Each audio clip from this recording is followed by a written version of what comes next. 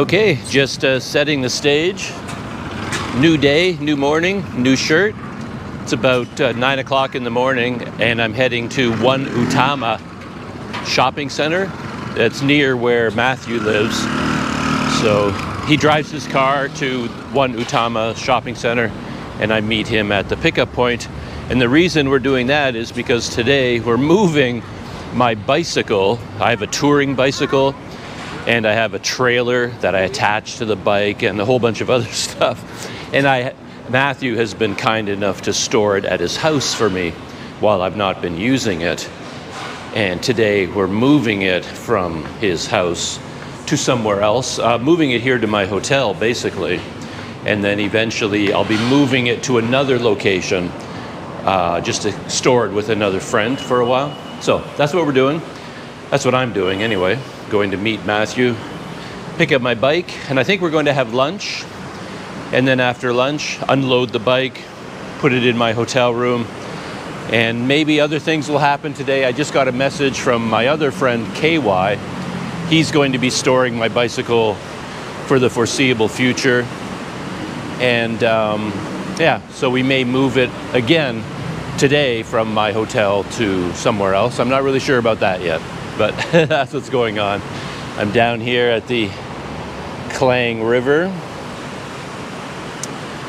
Water's pretty low. Haven't had a lot of rain. The air feels thick. Feels very damp and humid. So I think rain is coming at some point. The sky is filling up with water, and it's going to dump on our head at some point. But from here, this is the Masjid Jamek LRT, MRT station, so I'm going to pop in there. Door to door, maybe almost an hour to get from my hotel to One Utama. That's what Google Maps tells me. I may end up doing it a bit quicker than that, we shall see. But it's time to dive into the system once more.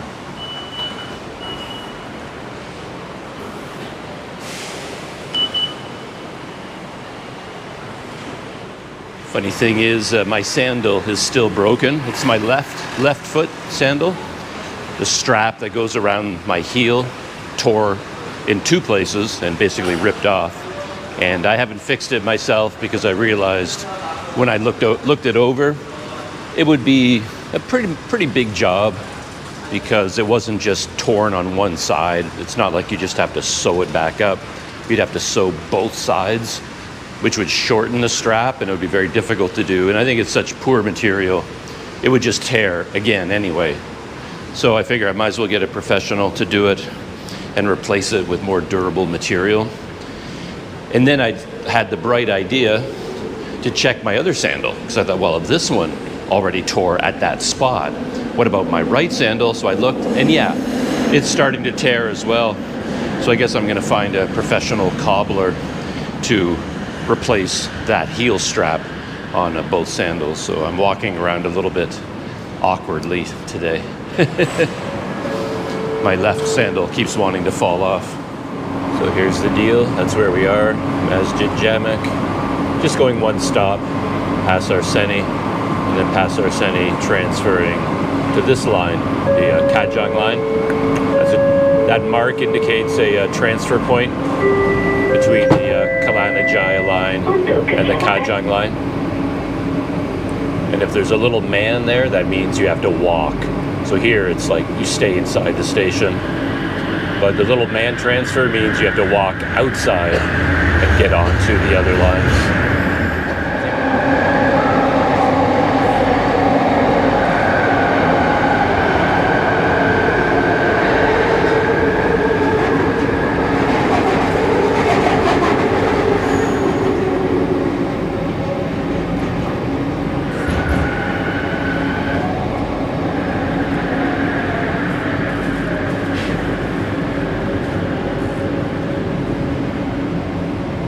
Past Arseni station, as always. The big map, as always. So we just arrived here, past Arseni. And then I'm going to be going all the way. What direction am I going? Oh yeah, the other way. Normally I'm heading off in this direction, but this time I'm going in this direction, Nagara. All right, here to Bandar Utama. So that's where I'm heading. How many stops? 1, 2, 3, 4, 5. It's only 6 stops, but these are long stops. There's a lot of distance in between these stations.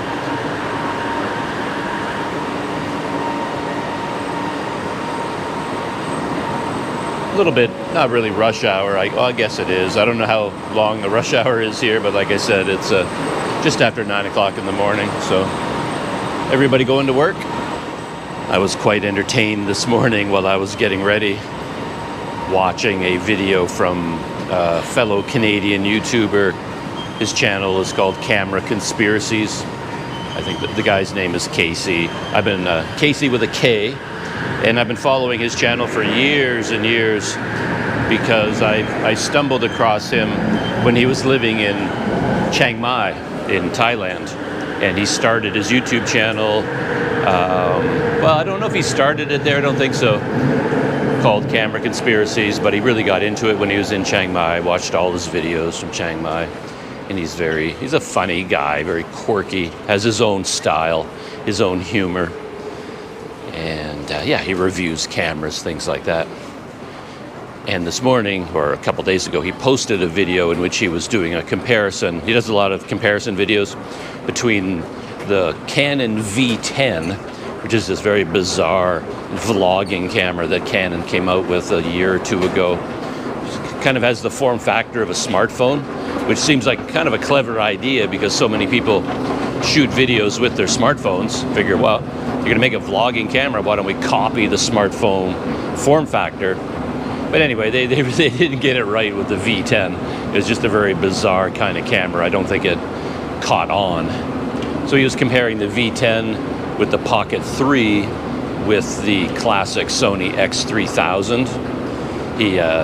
He always goes back to the well in terms of comparing everything to the X3000 because he has pet peeves with the camera industry that I share, that year after year after year after year goes by, and they never seem to get any better really in terms of what the sort of features that we need as walk and talk vloggers.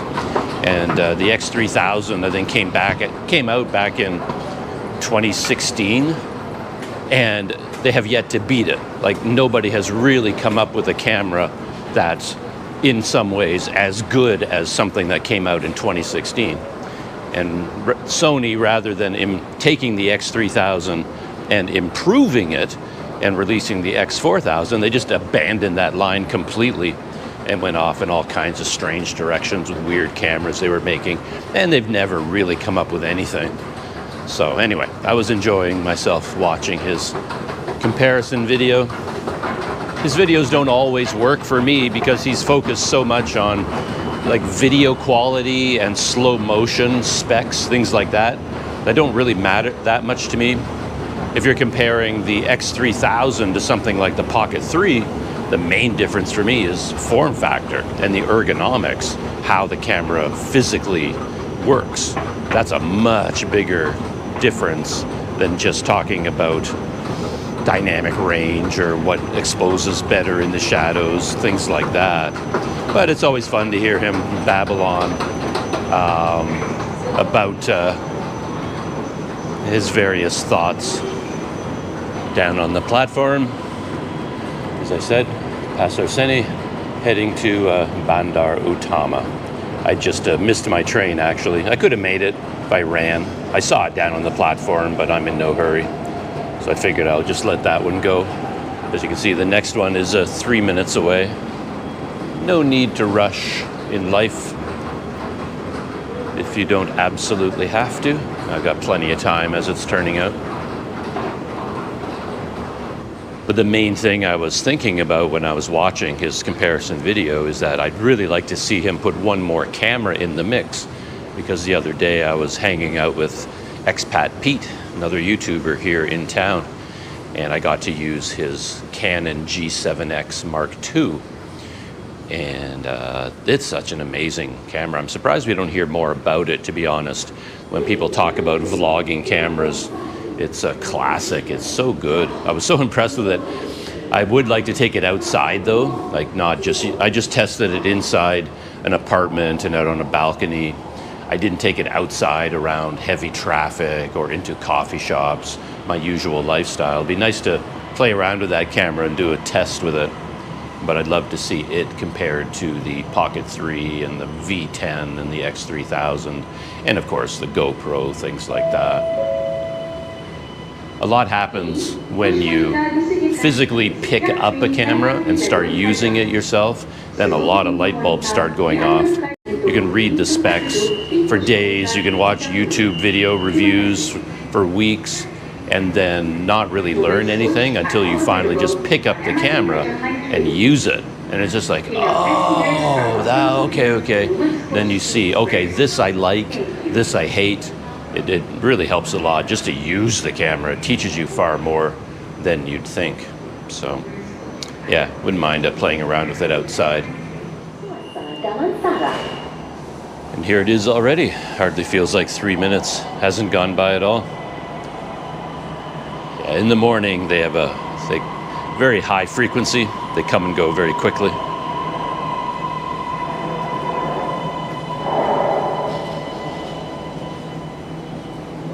Beautiful new train, the MRT.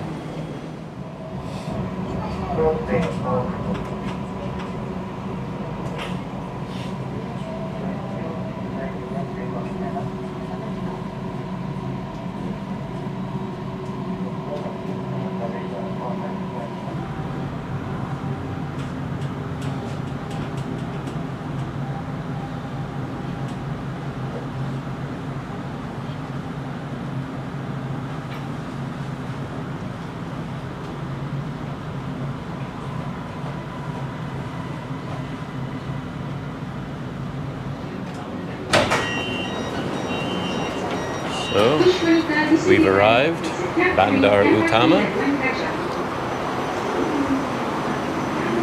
I didn't film the journey along the tracks. I've done that many times. Again, a very gray day. And here we are at the very large Bandar Utama shopping center. All these buildings over here in some way or another.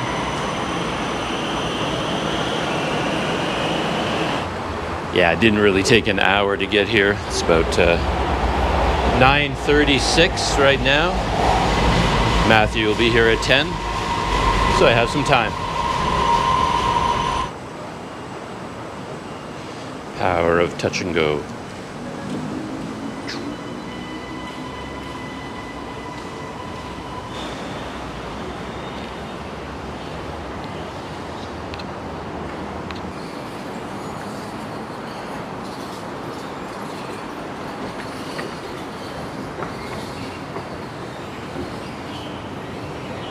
I'm down at the pickup point. Matthew drives up here, and I'm keeping an eye out for him.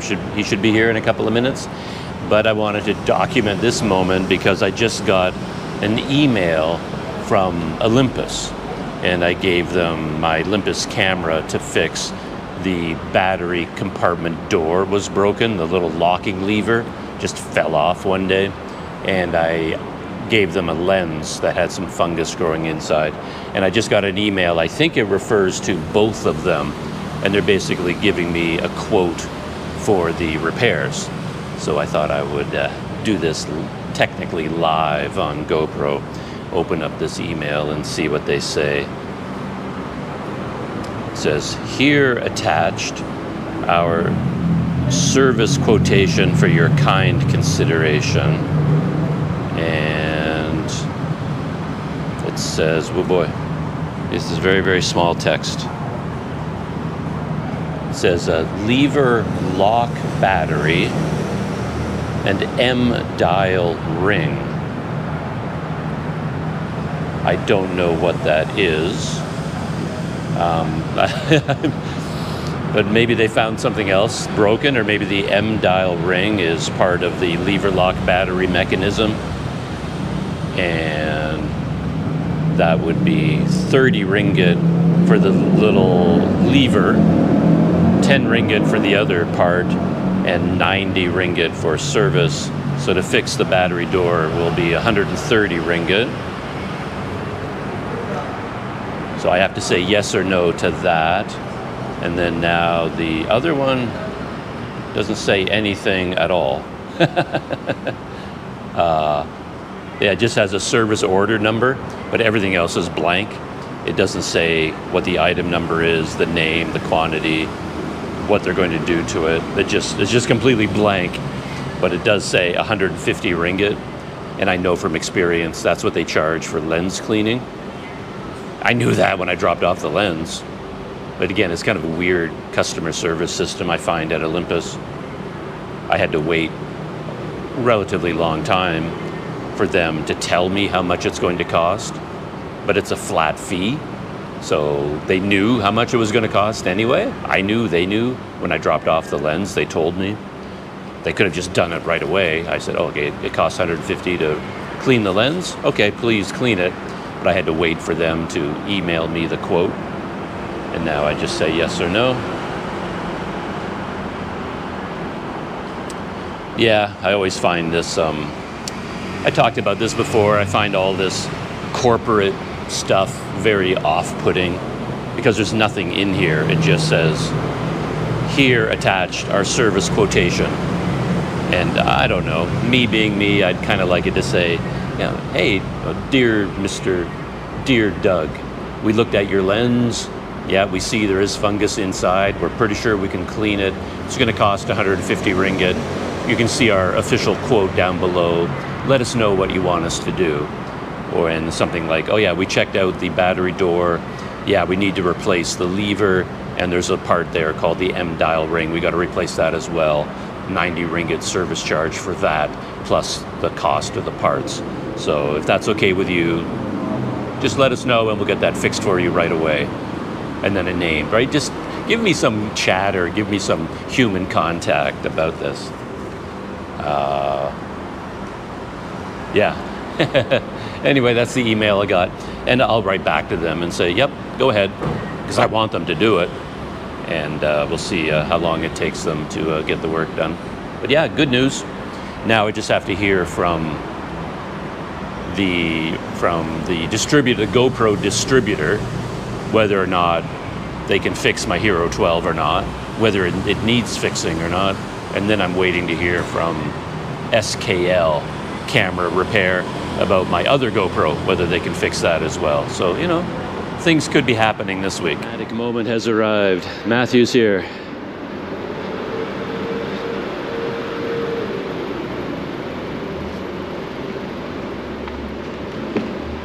Hey, Douglas. There he is, the man of the hour. Matthew. I know 1 minute late. Oh, are you? I was busy with all kinds of things. You could be 15 minutes late and I would still be absolutely fine. Yes, I know, because I figured you'll be early. Yeah, I was early again, but I was replying to emails, replying to comments. That's traditionally your style. Yeah. Yeah, I don't like the stress of feeling like I'm late, running late, or I just That's good. I like to relax, leave in plenty of time. And I've got so many, if I was stayed in my hotel room, I would just be sitting there replying to comments anyway. Yes. I can do that on my phone while I'm sitting here. So anyway. And then I saw the video just recently of Daryl, because he uploads his video late. Yeah. Right. So, and it's not in sequence sometimes. Right. Out of the blues, he's doing Dalat, and next thing he's doing Saigon. Then back again, he's doing Dubai. Yeah. And now he's uploading the one where you doing the hotel tour room. Yeah. Dalat. Yeah. You see. So I saw the earlier one where you took a limousine. It was quite interesting. I don't know what vehicle was that, but he did zoom in, and I said I've never heard of that car before. You know. But was it comfortable? Yeah, it was very comfortable. Because I don't know how many people you could fit in, you and Daryl, and then... There was a seating for 11 in that one, I think. Really? 11 people at most. 9 maybe 9. Okay. Something like that. They're big seats. Twice the size of this one. Apparently there was a massage. Massage, really nice massage too. Had a timer on it, different settings, remote control. I ran it all night long. Every time it turned off, I just started it up again. I did not realize that Dalat is like Genting or Cameron Highlands, because they didn't mention. So it's only it's only because I don't think you mentioned it, or maybe I didn't hear what you all the part of your video. So, but his video, he was talking about there's no air condition in the room. I said, right. Vietnam is hot. Why would you not have aircon? And he said it was hot, and it's because your room was on the top floor. So the sun will hit the roof and the room will heat up. But otherwise, they only have fans because outside it's cool for Malaysian. Because Daryl was wearing a jacket, but you were I'm fine. Have you been to Canada? You know? Yeah. I mean, Canadians go out, you know, in good thing. They just go out in their underwear and it's like, oh, it's not even cold. Right. In fact, it's too hot. Yeah, Delata was beautiful for me. It was so comfortable. Everyone else was cold. I didn't even know about the country, a town named Dalat until I saw your video. So my muscles are about to get a bit of a workout. I'm at Matthew's place right now, looking at my trailer, my bike, and the wheels to my bike. I have them all wrapped up and put away. So this is the bike trailer that I've been using in the past. Tires need some air. And these are the wheels for my bike.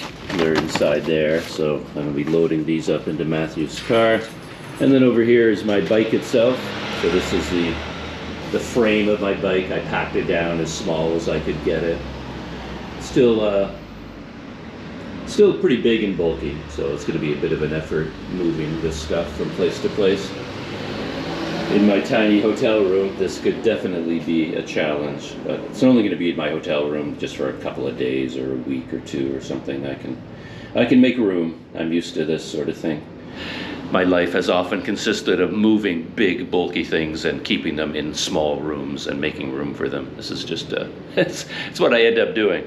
So let's see what I can get done here.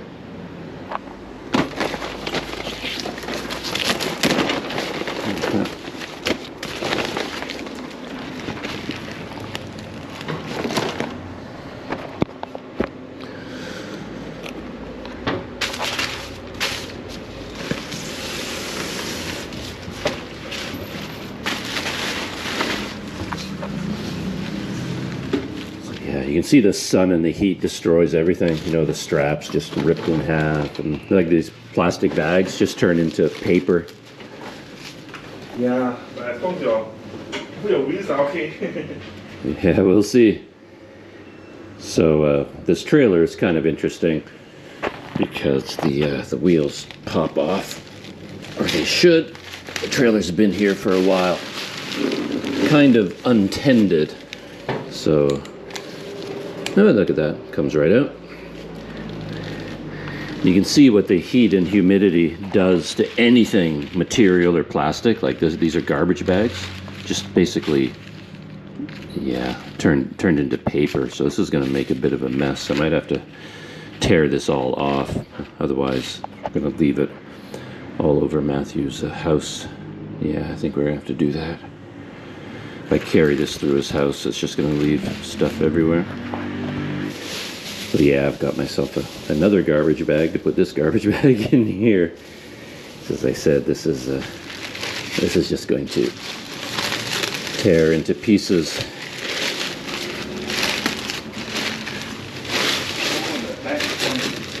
Yeah, just it has no. The back looks okay though. It could be. I mean, I was expecting if I leave this anywhere in storage, it's going to fall apart. It's just what in this heat, in the humidity. Yeah. That's. What? You don't have any perishables? Yeah, I know you don't have any perishables. This one's not so bad, but still got some spiders making a home inside there. And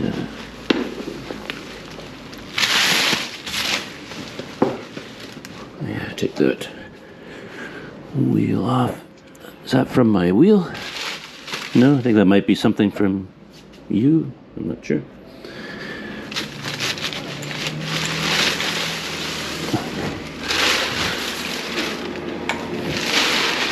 Yeah, You have two wheels, right?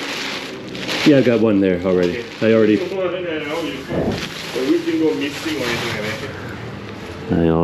took it off.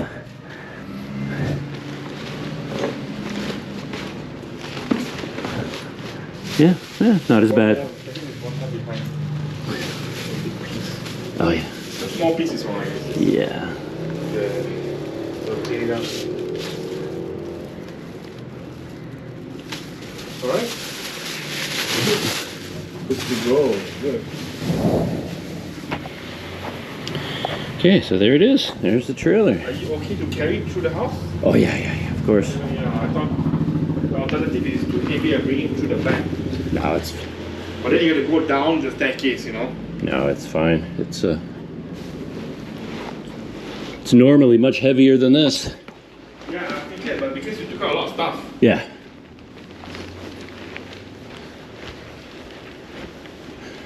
Yeah, this just has my tent and sleeping bag and cooking stove, things like that. Cooking stove. So your wheels are back here. I don't know how you're gonna pack it. But, yeah.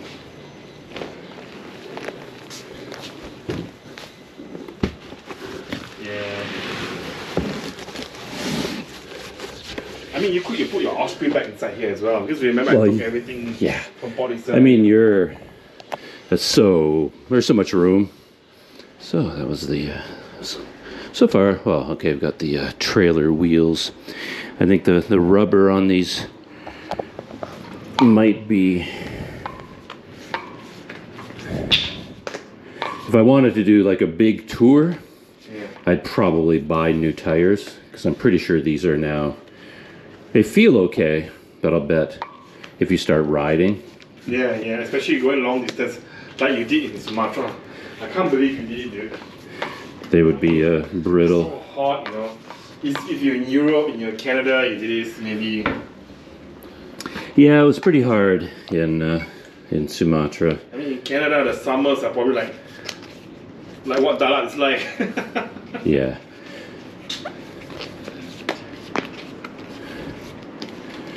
Alright, so far so good. Oh, maybe these plastic bags are in the same condition. But I guess they weren't exposed.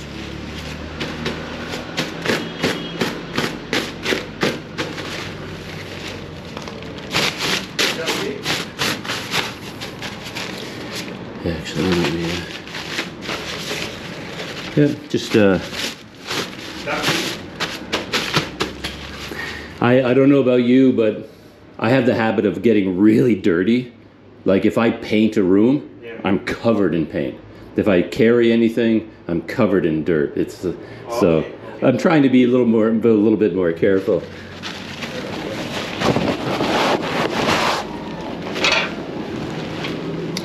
Oh yeah, I think the fenders are in here too. I heard them.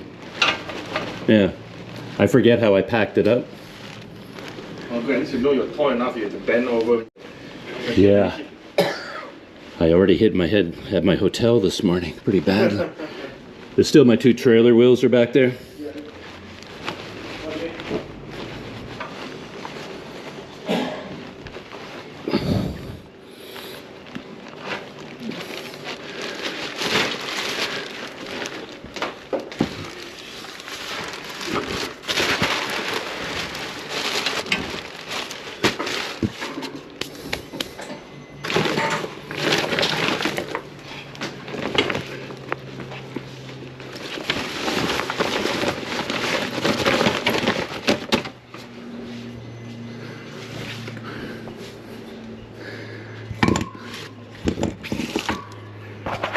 And that's it. That's how you put a bike trailer wheels in the back of a van.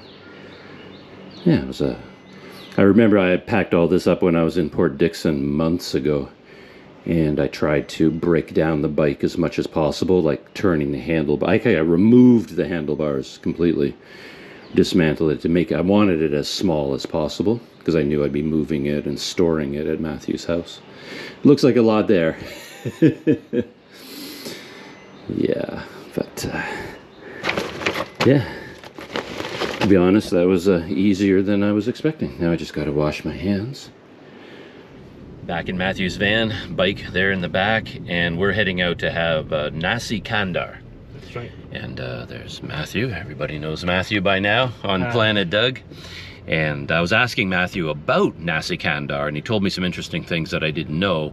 Of course, it's sort of an Indian style of food. Indian Muslim. Indian Muslim. Yeah. And it has a really interesting history where when the workers were brought in from India, Yeah. back in the rubber plantation days, and men would walk around serving food, but they have a yoke across their shoulders where they're carrying bucket or like containers of food. Right. And that yoke that they were using across their shoulders was called a Kandar. Kandar. So that's where Nasi Kandar comes from. And as they're walking around, going from place to place, they put the pots down and people ask for what they want and they mix it up. While they're walking around, the curries and the sauces and this would all mix together a little bit. It would spill out of one pot, go into the next. So there'd be a little bit of a mixture of different curries. And that ended up leading to restaurants where they got used to that type of food with everything mixed together, and now they have Nasi Kandar restaurants where you get a variety of all these things and they mix them together. And you were saying they serve them in a way that kind of mimics that? Yeah, they'll put the curry sauce and they'll mix the sauce on your rice. Unless you say, no, I don't want that, I just want this particular curry sauce. I see. So the way they serve it sort of quickly, sort of like slopping it onto the rice and mixing things together, that kind of comes from the history of Nasi Kandar walking around and all of the different dishes getting mixed together. So there you go. I've been in Malaysia a lot and I never knew that story. So yeah, we're going to Q Bistro. That's right. Q Bistro, a Nasi Kandar. And as I've talked about a lot of these restaurants, I love going to them, but I always have trouble figuring out the ordering system. But now when I'm with Matthew or I'm with Daryl, it makes my life so much easier because they just know these things. I don't have to worry about it.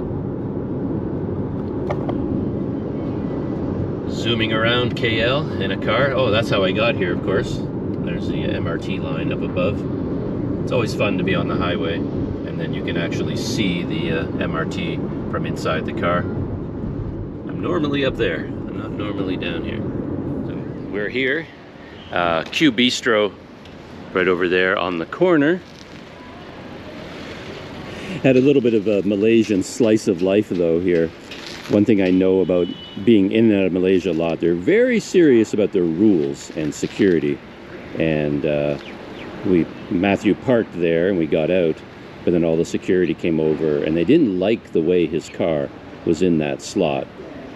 It was, I don't know, it looked perfectly fine to me. It looked the same as everyone else, but they kind of went, no, you've got to. So they talked to Matthew for a long time, and now he's trying to park it in a way that will make the security guy happy. That looks pretty good to me. But yeah, there's a lot of security guards in Malaysia in general, Kuala Lumpur in particular, and they have a lot of opinions about what you can and can't do. Matthew just told me that one of the things the security guard said was it's related to insurance. Yeah. The cars have to be precisely lined up and perfectly straight. Otherwise, if there is any sort of a damage, the insurance will deny the claim because they'll say, well, your car was on a 1-degree angle, so it has to be perfect.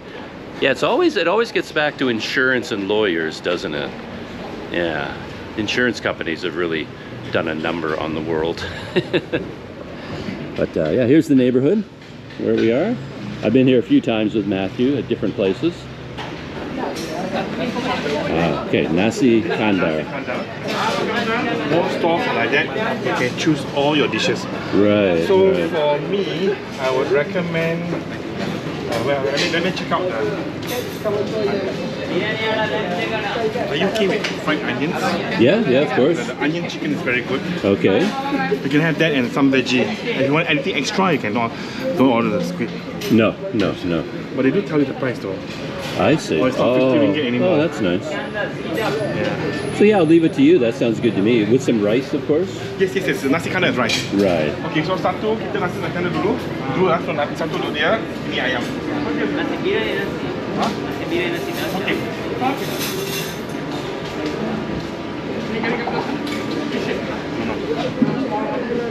It's okay.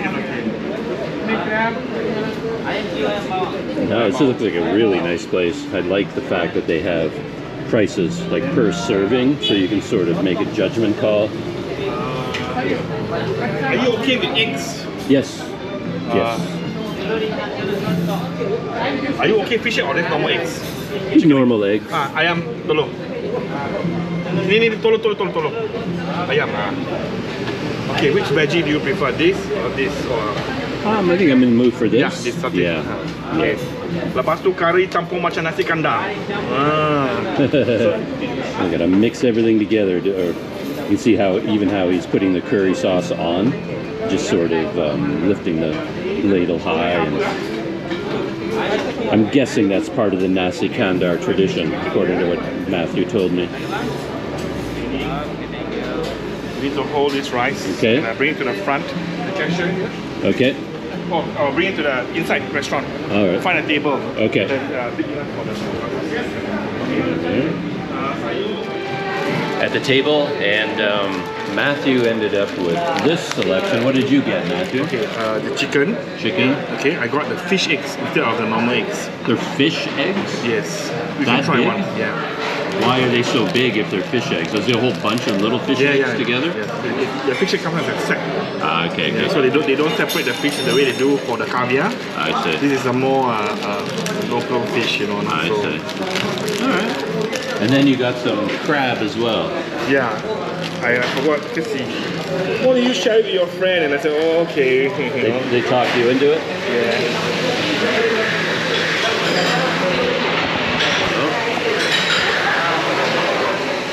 There's our thumbnail. It's funny, after Matthew told me that story, I'm looking at the meal on my dish, and it kind of feels more authentic all of a sudden, because of the way all the sauces are just kind of sloshed around. And I don't know if it's really part of the Nasi Kandar tradition that they did it that way, but it feels like it. Anyway. Yeah. Maybe just try a small, something new.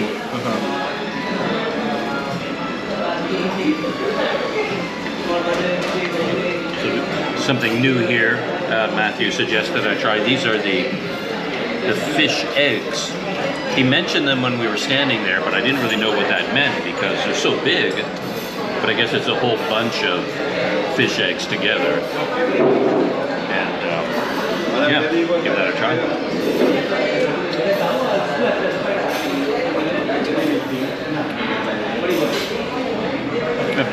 The textures on you don't know what to expect. To me, it almost feels like a very dense tofu, almost. I don't know.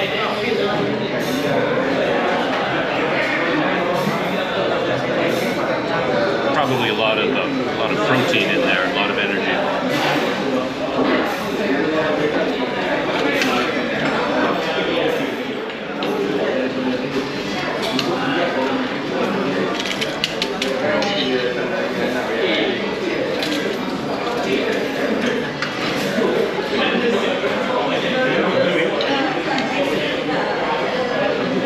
Where you arrive next month. In the art station, where the AW was. It's a shop where I study the college where. So the adventure is continuing. Almost back at J Hotel Masjid. And then Matthew's giving me door-to-door service. But now there's going to be a little bit of a challenge. Parking and then me getting all of my bike and trailer out one by one and bringing it up to my hotel room. Yeah, there's a very popular school here, big school.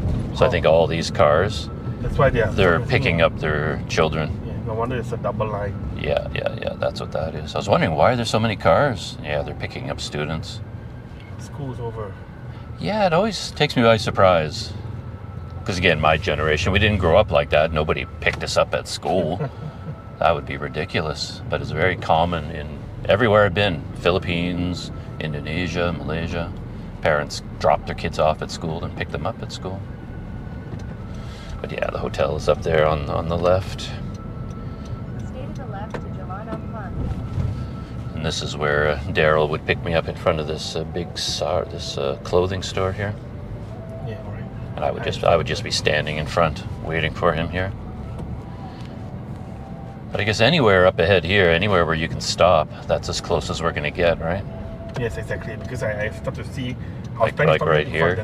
Yeah, but now because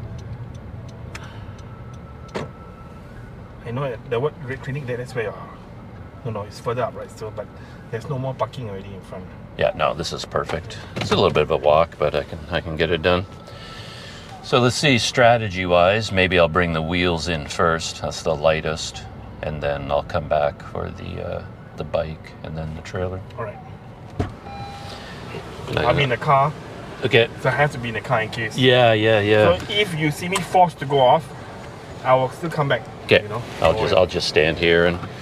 Where's Matthew? Yeah. My trailer's still in the car. Hey, if my trailer and bike disappeared, I'd probably be happy. I'd be like, I never have to worry about it again. Take it.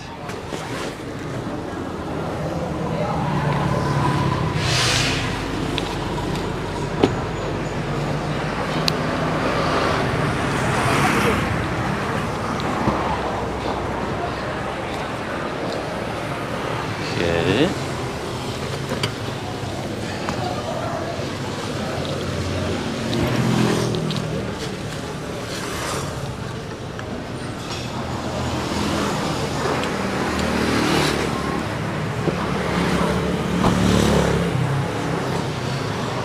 So those are the wheels for my bike.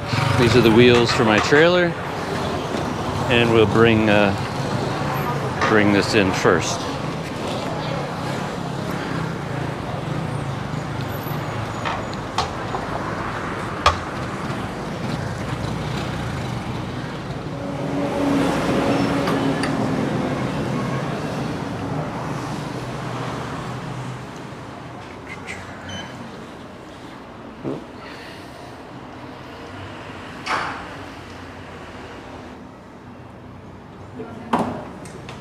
Well,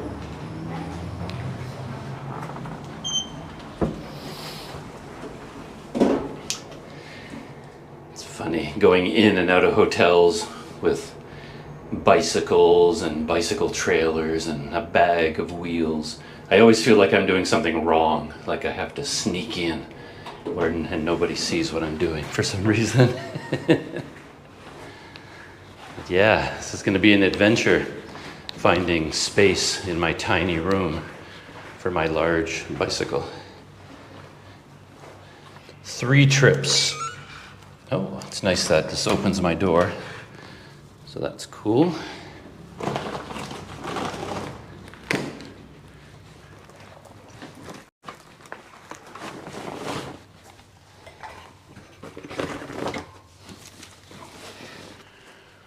All right, stage 1 complete.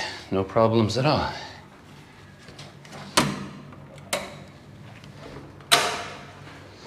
Back down to bring in my bike.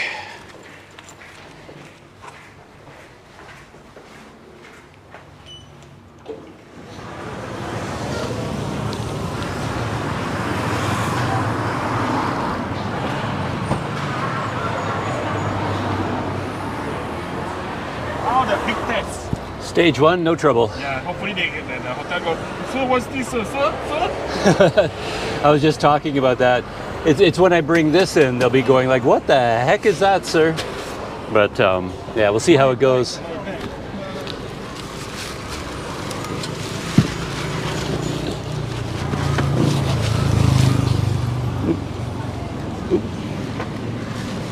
I hooked my glasses. What's that? You take that one first and then take this one next, right? This one now, yeah. I'll come back for the trailer. And here we go.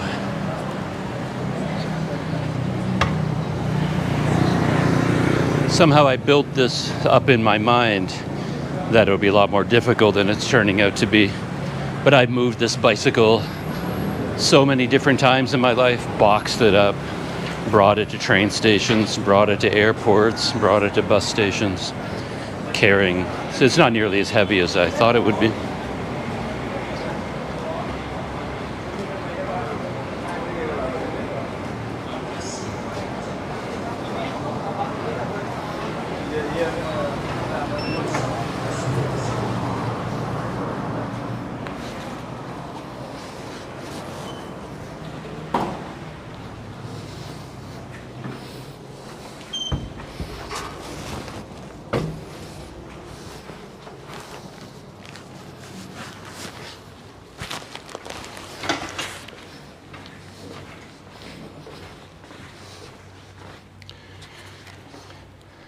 So there it is. That's what a bicycle in the hallway looks like.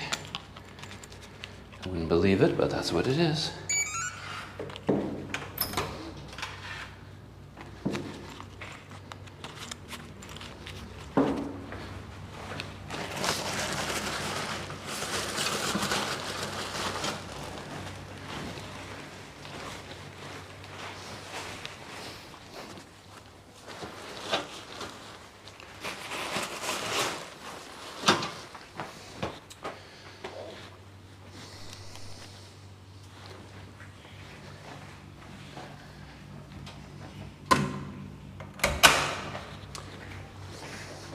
One more component.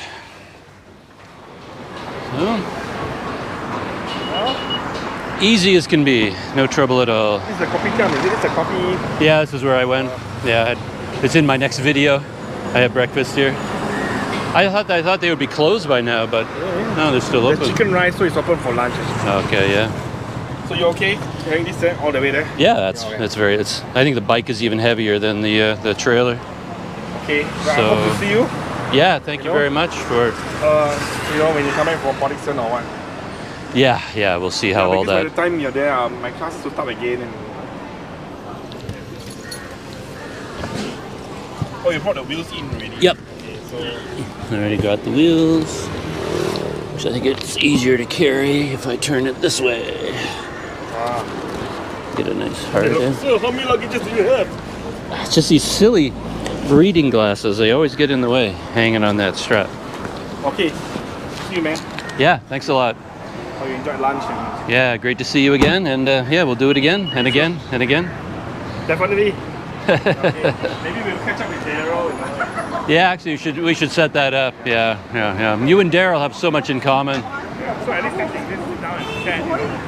Yeah. Some food and something like that. Right. Yeah. Okay. So, and that was Matthew, salt of the earth.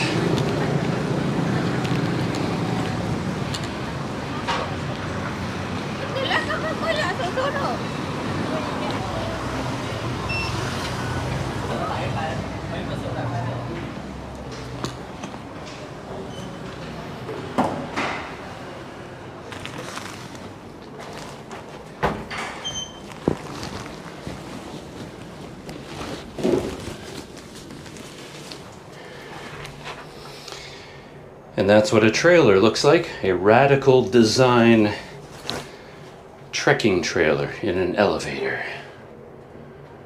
And we'll soon see what it looks like in the hallway.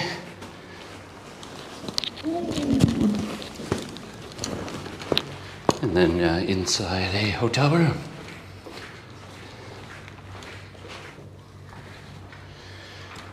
That's the thing about anything to do with transportation, right? When you have it assembled with wheels, it's very mobile and very easy to get around. But as soon as you remove the wheels, it's a bit bulky and a bit unwieldy. All right. And this trailer was nicely designed with these big straps on either end. The way this trailer was made, the idea was you put wheels on it and you carry it behind your bike like a trailer. But then at the airport, you remove the wheels and it turns into a large duffel bag.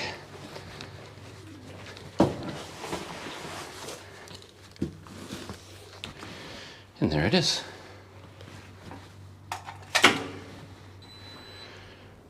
Yeah, this is fine. And there we have it. Trailer, bike, wheels. And I'll arrange this in here, get it all out of the way in my single room. I'm pretty sure that somewhere in the bike, in the bag, somewhere, there's going to be some kind of a creepy crawly, like little spiders or something. And they have no idea what just happened to them. I pick up the bag, I bring it here, and these spiders are going to crawl out and go, what the heck? Where am I now? But they'll make themselves at home here at the J Hostel Masjid, India, just as I have done. All right, that's it.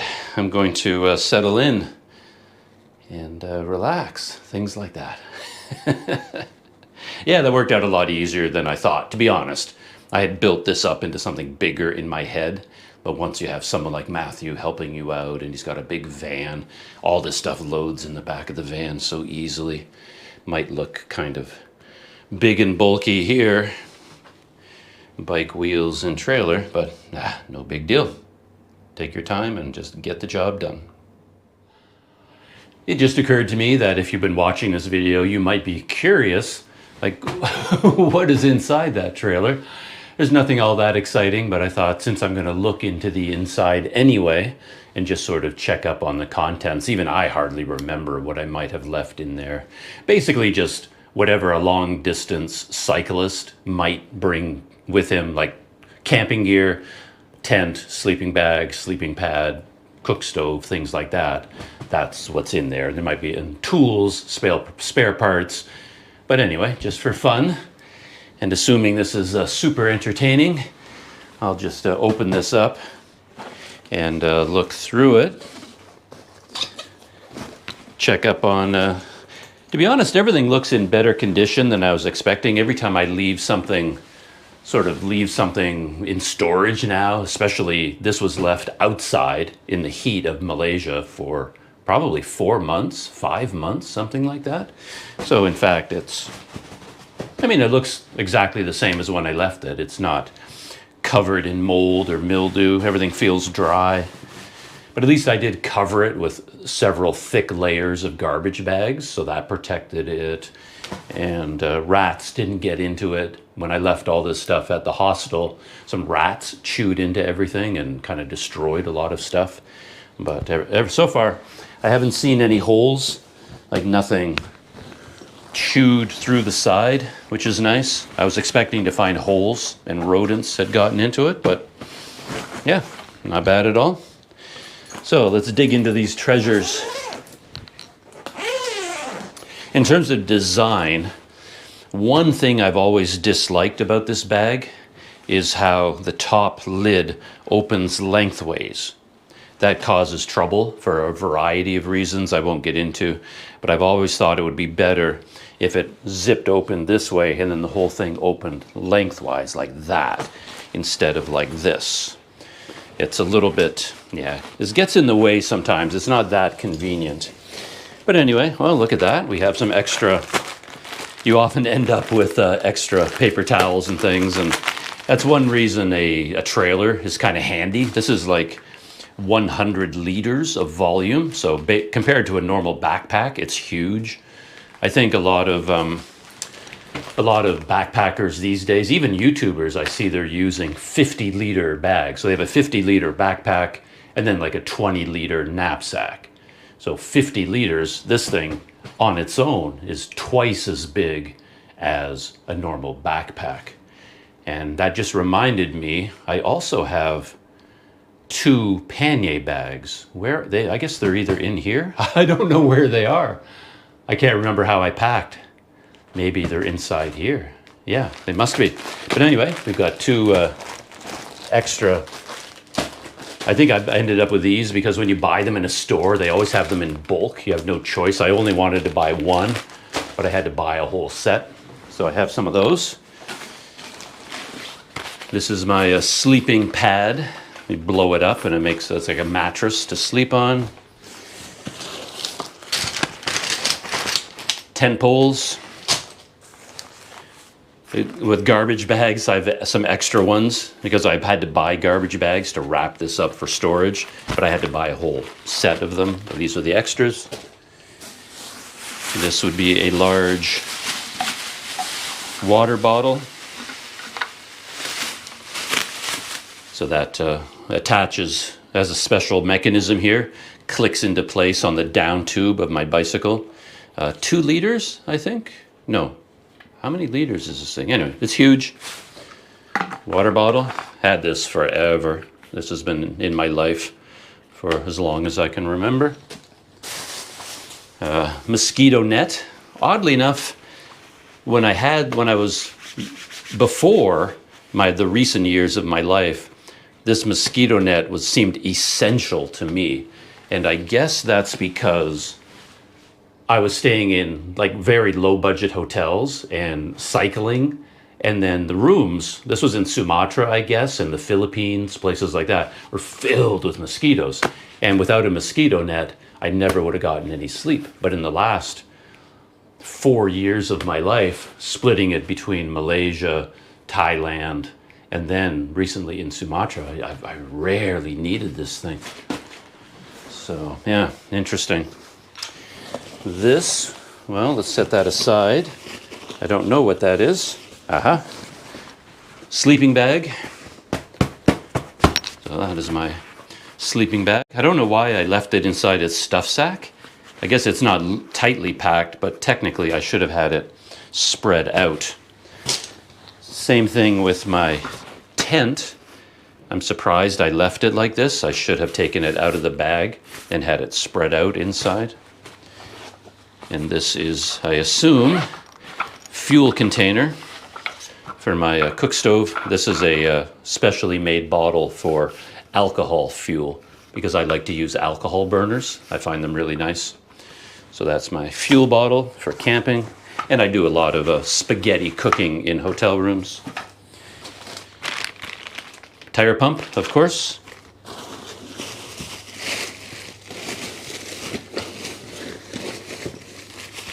This is, oh, okay, this is the tow bar. Because my trailer, I pull it behind my bike. And you have to attach it to your bike with a tow bar, like just like a car. This basically attaches to the trailer. And this attaches to the bike. So that's my tow bar. This would be spare tubes. One inner tube for my bike, one inner tube for the trailer. So those are spare tubes. Some bungee cords for tying things onto the bike. And this looks like a whole bunch of doodads. Variety of things. Oh yeah, some extra GoPro mounting gear, mounting equipment, whole bunch of stuff in there. Oh yeah, these are all spare parts and instruction manuals for all the electronics and bicycle computer and things like that. Basically a repair kit. What else is in here? Sunglasses. Yeah, another mounting unit for the GoPro. Charging for the 360 camera batteries, which it turns out I never really needed, so I left it behind. Extra microphone for recording. This is my spare parts kit for a cook stove. Another mounting bracket, a U thing that goes on the handlebars of your bike. And then, yeah, charging things. Spare parts. Oh yeah, a little light. This is a little light that goes on the bike. And then this is either one or both of my pannier bags. Yeah, it's both of them. Okay, that's good. So these are extra bags that you attach to the rack on the bike, made by a company called Arkel in Canada. And these days I hem and haw about whether these are good pannier bags for me or not, because yeah, they might be a little bit overly engineered, overly complicated for my needs these days. And then we have another bag here, which would have, oh yeah, rain covers, keep things dry. More rain covers. Toolkits. So all my tools are in here. Hang that on the bike and I have access to all my tools.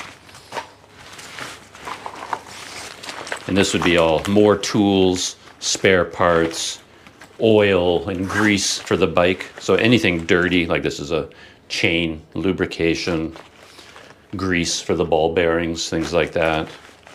Cleaning equipment, anything that's toxic or oil, grease related, all goes in there. And not much else left in here. Yeah, rain cover. And straps. And this is a waterproof stuff sack. So, let me sit down here. So, that is what is inside the trailer of a long distance cyclist. That's assuming you do any camping.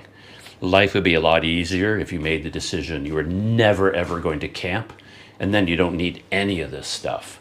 You could just ride your bike with normal amount of gear. But if you're ever going to be camping, yeah, tent, sleeping bag, you need that kind of stuff. But anyway, that's what is inside the trailer.